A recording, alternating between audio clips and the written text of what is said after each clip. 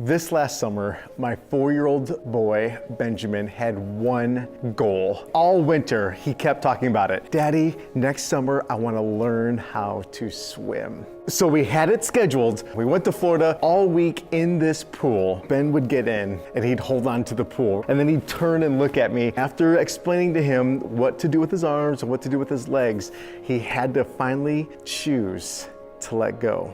But what little Ben didn't realize is that in order for him to achieve his goal of actually learning how to swim, Daddy would have to step back.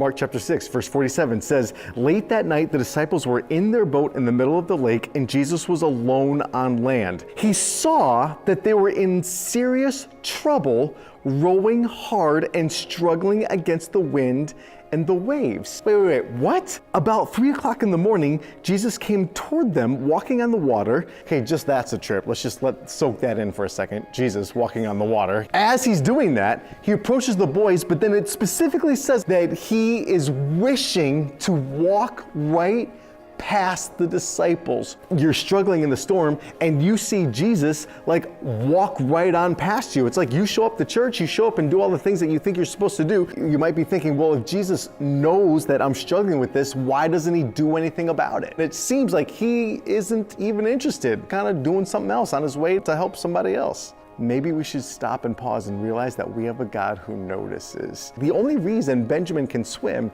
is because I kept backing further away. My 4-year-old son would freak out and scream every time Daddy kept backing away, but the reality is, Benjamin learned how to swim. We might perceive that God is absent, but he's actually at work.